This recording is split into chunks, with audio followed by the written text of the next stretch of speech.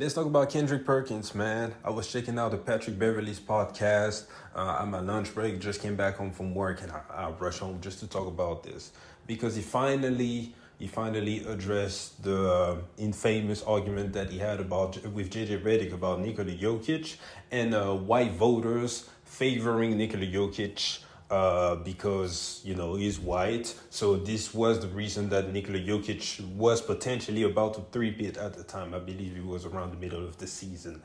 So without any further ado, we're gonna play what Kendrick Perkins had to say.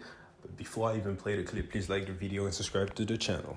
Conversation wise, and the one this year that got the most attention was you saying that Jokic being the front runner for MVP was because he was a white dude. So me and JJ got into a heated debate, man, and I love JJ Redick, right? Here's the thing. The only problem that I had with JJ is when he said, I accuse people of being racist. I never accused nobody of being racist, bro. Like, correct me if I'm wrong. Racist is that you hate someone of another color. Am I right or am I wrong? When Obama ran for president, I know black people out of my community that never voted in their life. Me, personally. I never voted in my life. You know, I rushed to go vote for Obama because I actually wanted to see a black president in office.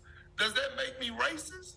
Does that make a black person racist? No, it don't. And it happens. Like, you ain't doing it intentionally, but just because you may be rooting for someone of your own kind doesn't make you a racist. Alright, so you heard what the man had to say, and I thought it was interesting because this opened a lot of conversation. What he actually said technically is true. The fact that people are more inclined to support someone that looks just like them because it makes them feel good and make them reminisce about themselves, or maybe they can identify more, is a fact. Especially when that said person is an exception by doing so well in that field. So he took the example of Barack Obama, and as a black man, and I'm pretty sure I can speak for most black men, not all of us, but most black men, when we saw Barack Obama running, everyone was either went out there and voted or was rooting for him. It just is what it is. It didn't even matter what the man was talking about, right? Even if I look at my own situation, for example, in the NBA, I'm a LeBron guy. LeBron James has always been my favorite player since I was a kid. But the minute I saw that Joel Embiid enter the league, and I found out it was Cameroonese. For the quick anecdote like that, my roots are from Africa, and to be precise, from Cameroon, just like Joel Embiid. I started rooting for him. It didn't overtake LeBron, but I'm rooting for Joel Embiid also, just because we're from the same country. So that's a fact. Here's the real problem. Had he went out on TV and said it like that, I would have zero problem with it, especially at the time he said it, because Nikola Jokic was sitting on 2 MVPs, right? And although he was the first seed in the West and everything, he had yet to win anything. So it was fair game, in my opinion, to question Nikola Jokic. But if you were about to do it, you had to bring the real fire, some real facts. And what did he went out there and he did? First of all, he called the man a stat patter, which is like, come on, bro. If you watch Nikola Jokic, you can see that the man, he could average way more points, for example. He could even average more boards and everything, but he doesn't care. He's playing for his team. You can see that. The man is not stat padding. I've never, even as a Joel Embiid fan, looked at Nikola Jokic like, oh man, he doesn't care about winning. It's about the stats first. And then the second point that he made, rather than just like I said, saying that, yeah, these voters, maybe they would vote for someone that looks like them just because it makes them feel good or whatever. He went up there and he started naming these false facts about Steve Nash, about Larry Bird, and about, I don't even remember who he said again, And then it came out that the facts were wrong. And the real problem is that when you are up there on TV with such a big platform, such a big reach, you cannot put fake narratives out there. It has an impact. One may argue that Nikola Jokic would have won his third MVP in a row had it not been for that narrative. Because I remember, and I'm honest enough to admit this, even as a Joel Embiid fan, Nikola Jokic was first on the MVP ladder at that point. By like a week after, Joel Embiid had jumped him in the MVP ladder out of nowhere, and there was no reason for it. I've had Joel Embiid winning MVP all season, and I don't believe that his play has dropped so much that there was any reason for me to take him off the first spot. And the same could have been said about Nikola Jokic. If Nikola Jokic was your MVP until the mid of the season, there was no reason for him not to win it. Zero. So that's all on Kendrick Perkins.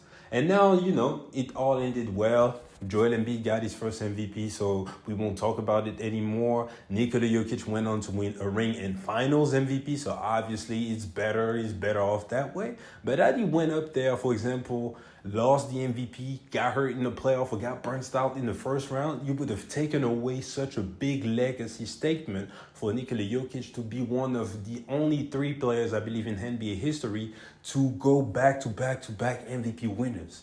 And that's your responsibility as an analyst, as a quote-unquote expert, especially if you're one of those players that's like, yeah, that want to kind of gatekeep the access to, basketball discussions, saying that, yeah, because I play the game, I know what I'm talking about, so you have to respect what I'm saying.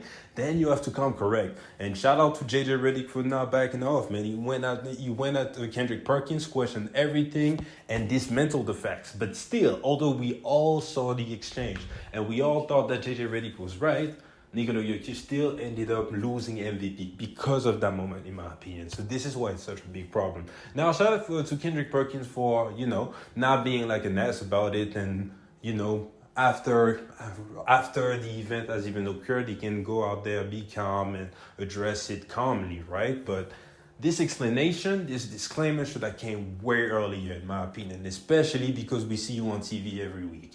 And for Kendrick Perkins, this may have some ramification. This is the last point before we close, because until that point, he's had some bad takes before, but I didn't see a lot of why is Kendrick Perkins still on TV. We don't want to see Kendrick Perkins on TV so bad. But ever since that take, man, especially with the layoff that's happening, a lot of people are like, man, Kendrick Perkins is still on there. What's up? Out of all the people, this man should have been gone because he's not good, So even his reputation is damaged just because he went out there and he pouted on TV. When he got called out on it, it was like, it's the facts, rather than, calming down and providing that explanation that was, plausible what he just said. But anyways, we're going to cut the video right here. Appreciate you guys for checking me out. Please get in the comment section and give me your thoughts about, the context that Kendrick Perkins provided. And I'll see you guys later. Peace.